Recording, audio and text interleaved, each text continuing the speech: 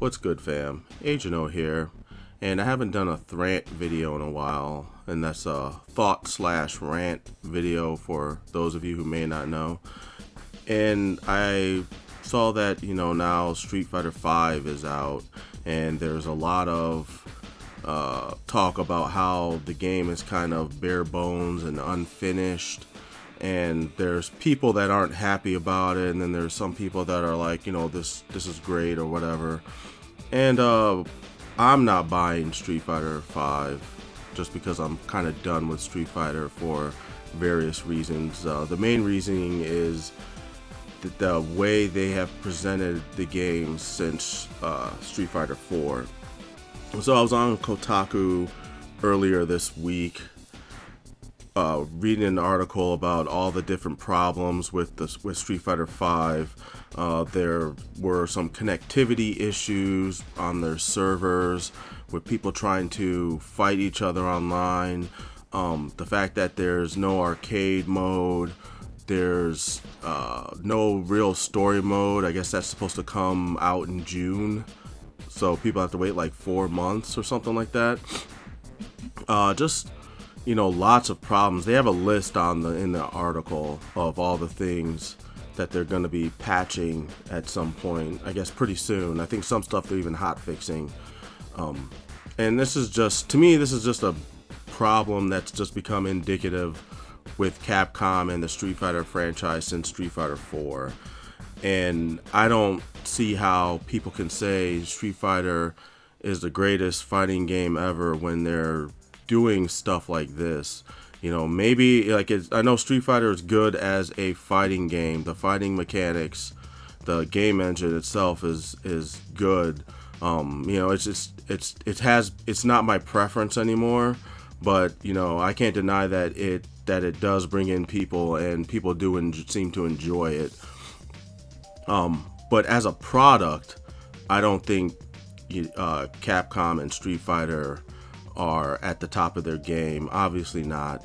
And so I wrote that in my comment, my first comment, and I knew I was going to get backlash from it, but I did it anyway. Plus, honestly, I kind of, in a non-trolly kind of way, I did kind of want to see what people would say, for certain reasons that I will explain in actually another reply to somebody who did reply to me. But I had wrote that people always say that Street Fighter is the big dog of fighting games. It's the best. But realistically, Street Fighter has been anything but the best since Street Fighter 3 Third Strike. Since then, Street Fighter has taken a downward spiral in terms of how the game is presented to you. It's just become sadly accepted that you're going to get the game in pieces, and still people continue to enable this business practice that Capcom has been doing. Street Fighter 4 and Street Fighter 5 sell purely because of the name. They're like the Star Wars prequel version of video games. Nowadays, I hold Tekken in a way higher regard than I ever did Street Fighter.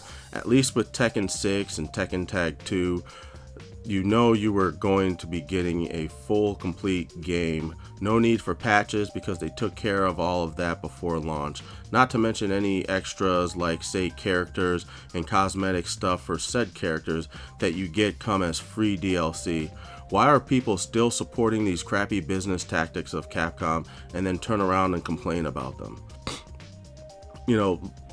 People, I knew as soon as I mentioned Tekken, I was going to get people commenting about how Tekken sucks and Street Fighter is the best. I don't know why there's this rivalry between fans of Tekken and fans of Street Fighter.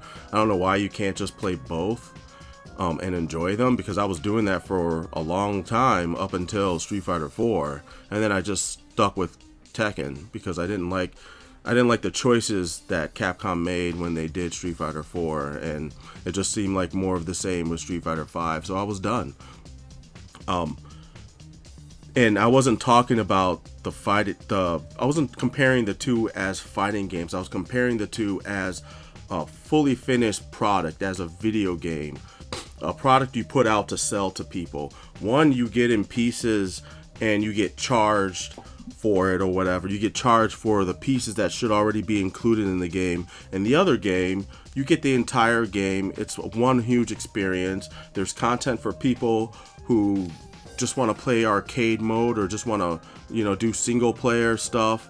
And then there's also content for multiplayer. And that's what you always got with Tekken games. Even Soul Edge and Soul Calibur, those games, they're competitive. They're fighting games with a deep fighting system, but there was also content on there for people who didn't want to just play other people all the time. Street Fighter V, I guess their survival mode is what people have been playing in place of the arcade mode, which isn't in the game. And to me, arcade mode is a basic mode in any fighting game. It should just come standard. Kind of like you get a car comes standard with car doors. If you buy a fighting game, it should come standard with an arcade mode. You simulate the arcade mode, going through all the characters or a certain set number of characters, fighting the sub boss or bosses, and then fighting the final boss at the end. How hard is that? Like, that should be like one of the easiest modes for them to put together. You already have the characters in the game, just set it up. But people have found ways to justify it and make up excuses, and that's going to be one of the things I end up pointing out in some of my replies to some of the people that posted replies to my initial post. So a guy named Dinky Earnshaw had said that he says no, that Street Fighter sells because it's the leader in the fighting game genre, and that's true. It is the leader in the fighting game genre.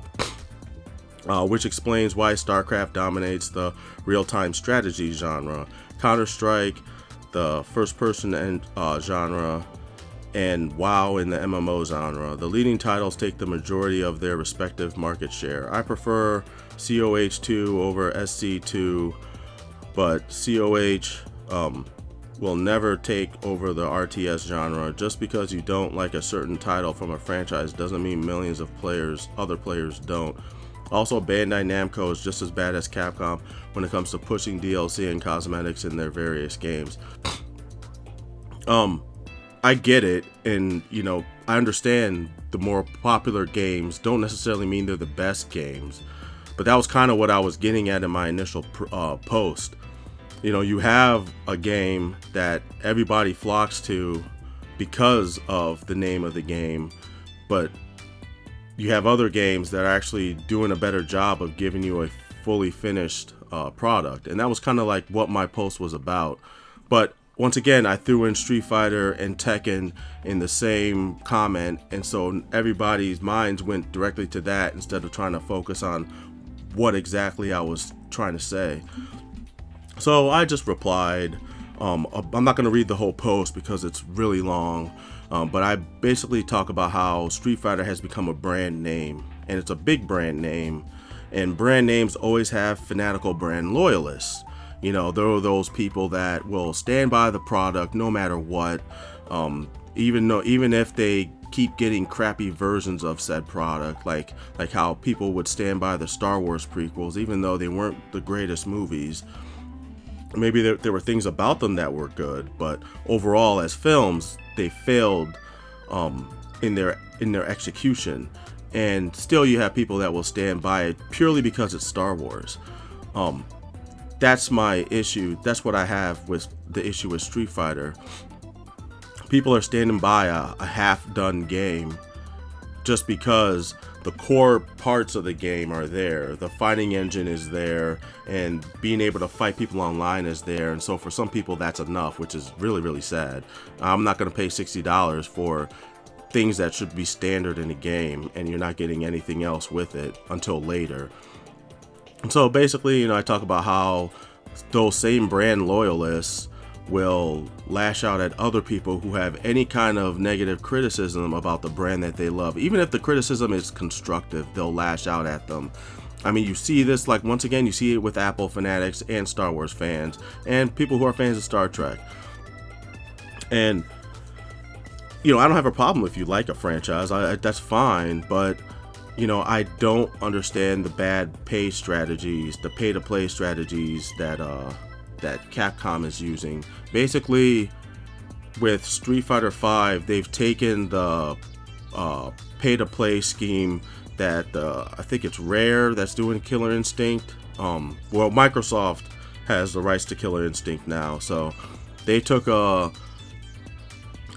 whole season approach by releasing characters periodically in the game, which I think is dumb because all those characters are, most all of them are existing characters that have been in previous games, so it's not like you're getting anything new. You're just getting a newly refurbished character, you know, that was already in the game at some point in the game's life, in the franchise's life. And you can either use in-game currency to buy those characters, or you can pay real money for in-game currency to buy those characters. Now, this is a scheme, and I call this a scheme. It's a hustle because most people that are hardcore competitive fighting game, enthusiasts, people in the fighting game community, if you don't have enough fight money or whatever they're calling it in the games to pay for the characters, which are probably going to be pretty high in cost, and the activities you do are probably going to pay out a pretty low sum of money, because that's how the free-to-play system works on cell phones. And this free-to-play system that they're adapting in these fighting games nowadays is the exact same format. They make everything a grind so that you get tired of grinding and you just shell out the money to get the character you want, or abilities or whatever, depending on what the game is. That's what's turned me off to cell phone games in general. I don't really play them anymore because of this.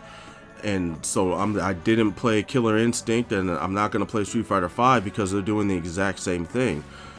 Most of these fighting game enthusiasts are not going to take the time to grind enough fight money to get those characters, because the longer you take to get to those new characters and to learn them and to play them against other people will have already shelled out the money to get as fast access as they can to those characters so that they can learn. And the longer it takes you to do that, the more of a learning curve you're going to have to overcome to get to the same level of understanding that most everyone else is at, that went ahead and just paid the money, the real world money, to get the characters. And Capcom knows people are going to do this. They sit there and they look at how much money people shell out in these cell phone games, and they see how much of a return they're going to get on doing this exact same type of pay to play scheme.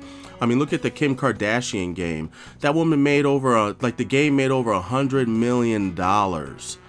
Look it up. That stupid little cell phone game pulled in $100 million, and I guarantee you it costed a fraction of that to make.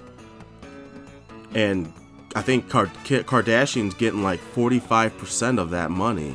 So it's lucrative, and Capcom sees this. They see dollar signs, so they're going to implement that same structure into these games, into their Street Fighter franchise, because they know people buy Street Fighter games. I've got a guy. There was a guy who commented on Street Fighter 4.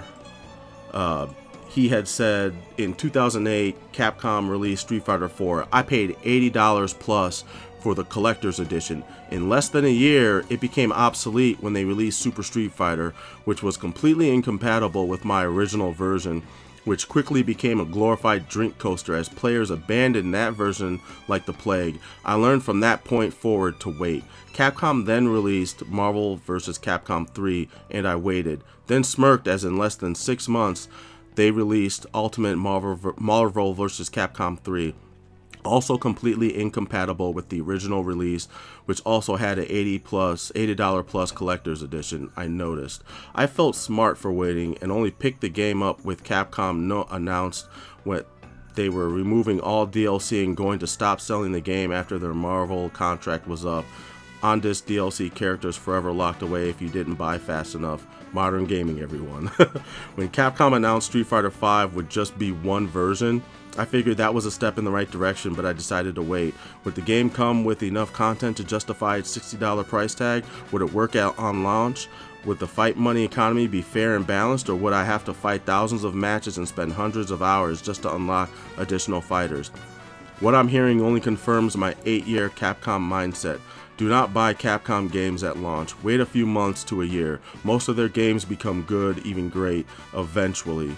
But there's no reason to spend full price on a subpar experience right out of the gate, especially when early adopters for their games get burned time and time again. See also Warner Brothers. He's talking about the Mortal Kombat franchise, for those of you who don't know. This is what I'm saying. And you still have people who will defend this, and they'll fight you tooth and nail because you're talking down about a product they like. That's simply it. That's really the main crux of why people are defending this game. It's because you talk about something that somebody else likes and they feel the need to defend it because it's maybe in some way it makes them feel bad that they like something that kind of is flawed, so they feel like they have to get defensive. Because most of these replies are defensive replies. They're not replies. Some of them the replies that I got weren't really saying anything. Like somebody said Tekken sucks compared to Street Fighter, but then didn't go into why Tekken sucked. He just was like, Tekken sucks. And I was like, dude, that barely quantifies as a reply or as an opinion. You know, go into detail as to why it sucks. You know, don't just say it sucks because you don't like it or because there's juggle combinations and you don't like juggle combos. So I don't know, it's just dumb. I hate those kinds of replies.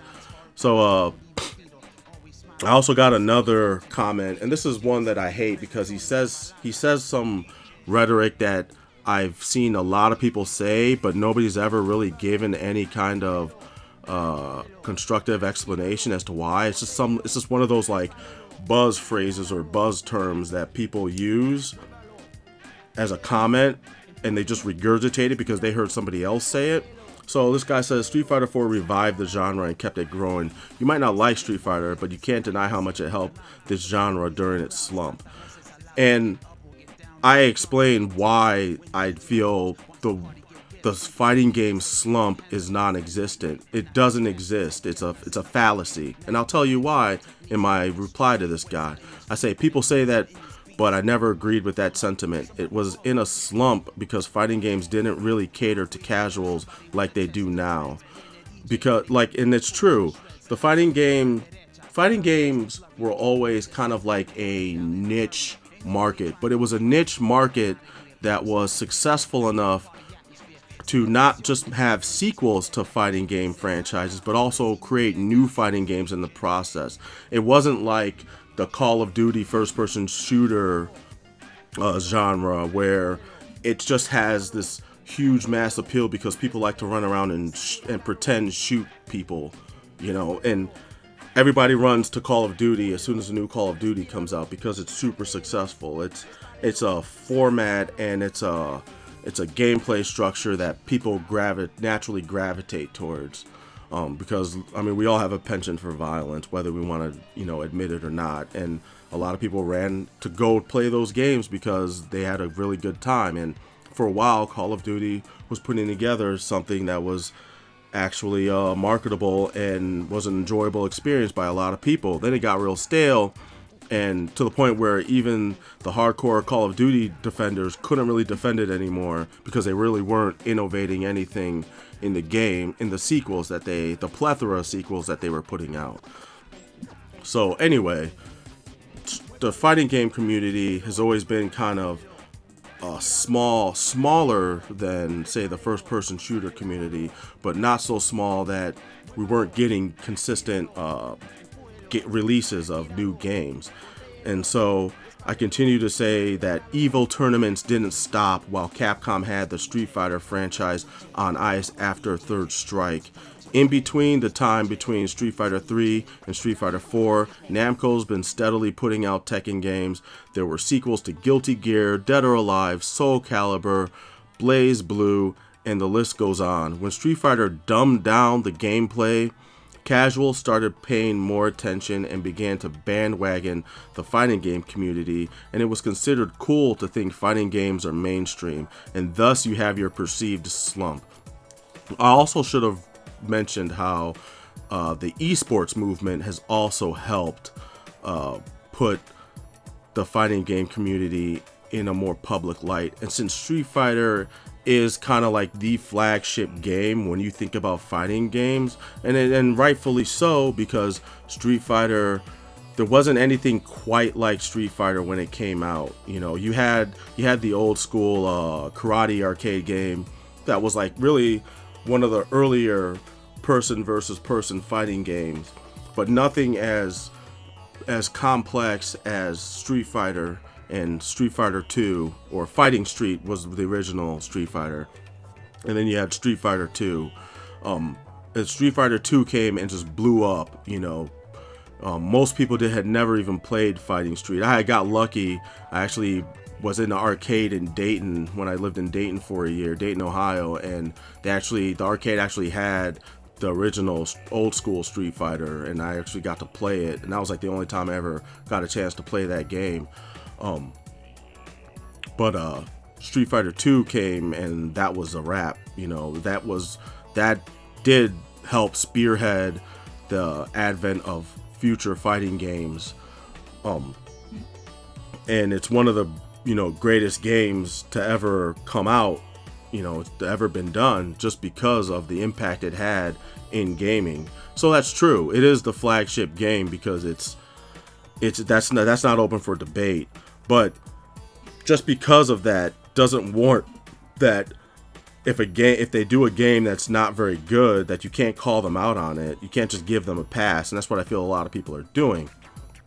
So he then talks about how he says you can spin however you want to during that time period, but the majority of the fighting game community agree, and most living in that time knows what helped to get fighting games out of that situation.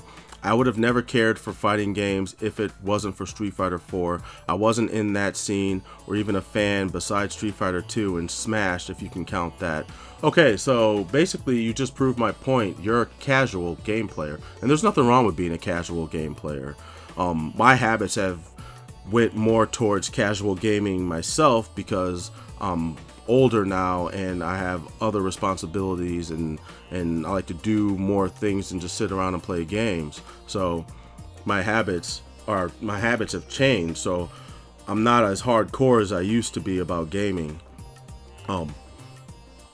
Plus games nowadays are just not really impressing me that much. So I don't play as much as I used to.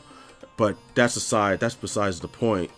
You know, Street Fighter changed their accessibility to the actual game mechanics with Street Fighter 4, and that plus the advent of esports and online gaming, it just came at just the right time to jump in and elevate the fighting game community to have more mass appeal.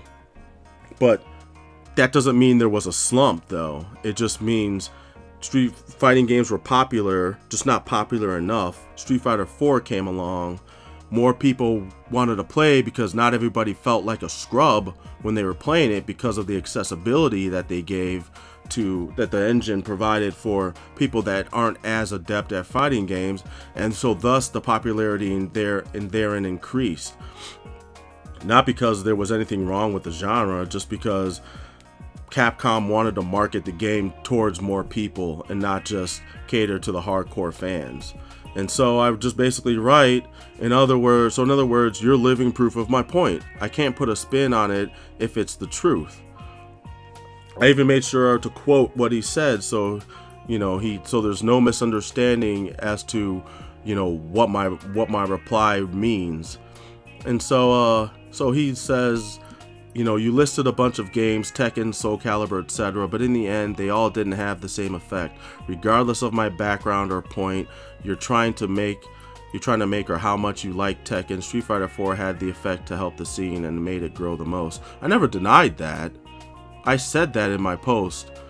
Street Fighter dumbed it down and people started paying attention. I didn't deny any of that, but that's why people paid attention.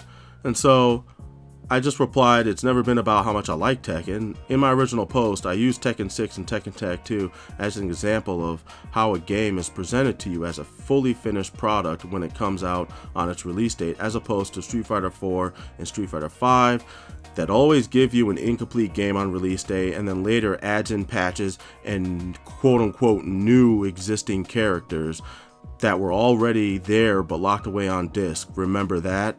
I don't give a fuck who thinks which franchise is better. That's pure preference.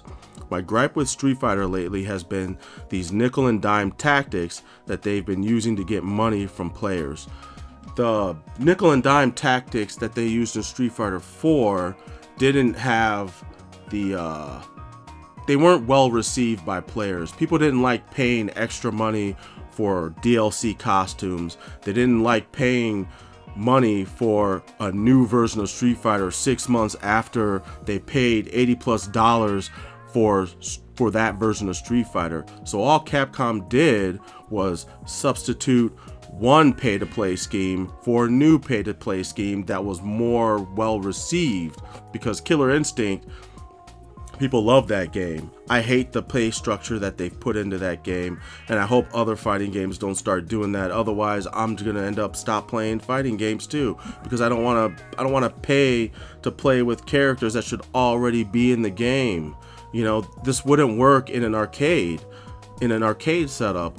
You know, you can't sit there and go play an arcade game that doesn't have all the characters in it, because it wouldn't be any fun. You have to have a roster, a well-rounded roster of characters in order to get people to come back and keep playing and experiment with all the characters that are there. It just wouldn't work in an arcade setting, and so I don't know why people are so happy for it to work in a console setting. And this once again is why I don't like all these bandwagoners and all these brand loyalty followers, because they're making it worse for everybody, and they're okay. And it might be, if you're okay with it, I mean, I don't know. I hate it. I fucking hate it. And so this other guy talks about how I have nostalgia goggles on because Capcom has always done a million different versions of Street Fighter 2. And once again, those work in an arcade setting. They wouldn't work in an arcade setting.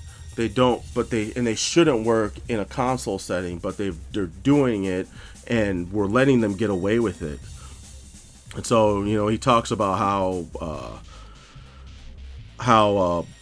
that I should remember about how they did, Champion Edition and Turbo and then Hyper Turbo and all that. And once again, they worked in an arcade setting because our consoles then didn't have the power, they didn't have the RAM, they didn't have the graphic fidelity or graphic cards to run a direct port of those games. So that's how Capcom updated their games, was in the arcade. We did get ports, but they never were as good as the actual arcade game. Not until we got PlayStation and Dreamcast and so on and so on. That's why I didn't mention those games in my reply. And I told him, I told him that I left those games out because of that very reason. And so he talks about he talked about having a single unified version of the game in Street Fighter 5. That's the new format they're doing. But it's not a unified version because it's still being released in pieces.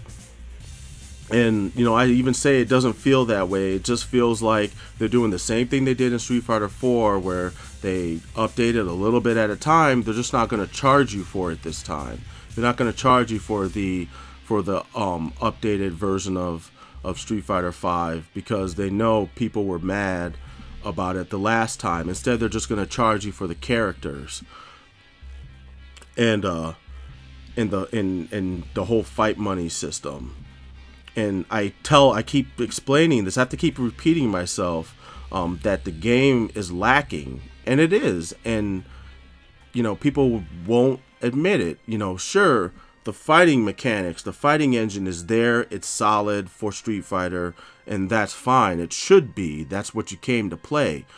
The online connectivity is what it is. I know there's always going to be lag, but the problems they're having are problems that are there not because of internet connection, but because of coding errors that they didn't iron out before the game's release, because they're trying to get the game out for the hardcore players and the actual people who compete, because they're doing a tournament in a month or so, and so they had to rush the game out so that people can get their hands on it and be prepared before this new I forgot what they called it, the Capcom Cup or some shit like that, where there's like a $500,000 prize for whoever wins. And so in order to drum up more publicity for the game, that's why they've got this tournament going on, and they have to have the game out. And so they put it out despite the fact that it wasn't finished anywhere close to being ready, in order to facilitate this upcoming tournament that they're doing. That's the whole reason why this game came out the way it did. And some people admitted that. Some people are just still straight up in denial because they want to enjoy this half-assed piece of game that they got. And so I had to give this long-ass reply to fully explain myself, because he felt I was still being vague, and he felt I was being snarky with my previous comment, when he was the one who kind of started the snarkiness by calling me a kid. And I'm like, motherfucker, you don't know who I am. I've been playing these games since they first came out. I'm not a millennial dude. So, and that's why I kind of got mad and was being snarky in my previous comment. I put a reply in another person's post because, once again, I had to talk about how, as a product, Street Fighter V fails. And there's other games that have come out that are examples of how a fully finished product should look like. And so I quoted my comment from another reply about how that's why I think Namco's method of developing Tekken games is way better than Capcom's. All the bugs and tweaking will be ironed out while the game is being played in arcades, so by the time the game gets to consoles, there's no need for patches. It gives them the time they need to work on the rest of the game. That's why we get fully animated endings and different art styles for every character, extra game modes like Tekken Force Mode or Tekken Bowling, tons of cosmetic and costume items already included in the game for free. In Tekken Tag 2, you could even... I'm sorry, it wasn't Tekken Tag 2, it was actually Tekken 6, where you could download player data from your online matches to fight in the arcade mode. And Street Fighter V doesn't even have an arcade mode. And so once again, my gripe isn't about which game is better. I don't give a fuck if people think Street Fighter is better than Tekken or vice versa. I'm tired of Capcom shortcoming us on games in an effort to nickel and dime more money out of us. If you can't see that, I don't know what to tell you. I just don't. It just doesn't make any sense. I just can't wrap my head around why people can't see things for what they really are. And it's crazy because you have games in the past that got berated for doing exactly what Capcom's doing now with Street Fighter V. When King of Fighters 13 came out, mad people were chastising SNK for putting out a bare bones game. Everyone from people within the fighting game community to all the blog sites like Kotaku and NeoGAF and IGN and blah blah blah, and all the fans, everybody wanted to get heard on why they shouldn't have been doing what they did with King of Fighters 13. I mean, not all the characters were in the game. There were barely any game modes. It was a half-assed game. You could tell it wasn't done. And we have Street Fighter V do the exact same thing. Capcom did the exact same thing, and everybody's giving it a pass. And if you really want to compare it, I'll even say this. I'll give you this analogy, and you can wrap your head around this. Street Fighter V is the vanilla Destiny of fighting games. That's right, motherfuckers. I said that shit. It is the vanilla Destiny of fighting games. think about when Destiny came out, everybody was angry about how there really wasn't a whole lot to do in the game. And my analogy works because if you compare the two, think about what Bungie did when Destiny first dropped.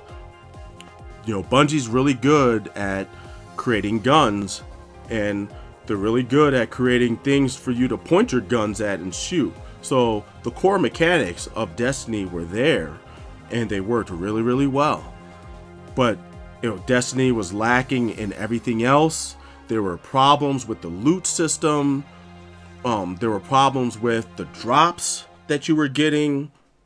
There were all these issues that they had to iron out later. And then they charged you for more parts of the game that were supposed to be in there, but weren't, because they needed to get more money off of players. So that's where all the updates came with content, the content updates. This is the exact same thing Capcom is doing with Street Fighter V. They've seen how Bungie did it with Destiny. It worked with them. Mad people paid money. They even got me for some of my money because I was playing Destiny up until recently. And they saw how Microsoft was making all this money off of Killer Instinct. So they're basically aping these production schemes and making money. They're gonna make money hand over fist over it because fans are too busy wanting to be competitive, and then you have the casual fans who just want to play because all their friends are playing, or because this is the new cool thing to do, or whatever. I don't know. The whole thing is stupid. But that's, if you can dispute me on what I'm saying about how they're presenting this game, I would love to hear your comments. I really would. If you wanted to do a video reply to it, more power to you. I will watch it and I will comment back to you, because I want to hear how somebody can sit there and tell me that the way they've executed this game isn't in any way similar to the way Bungie executed vanilla Destiny, or how SNK did King of Fighters 13. Riddle me that. Tell me how those two aren't similar in the way they were put out. But that's pretty much gonna do it, man. I got really nothing else to add to this, and I will catch you guys on another Thrant at a later date. I'm Agent O, and I'm out. Peace.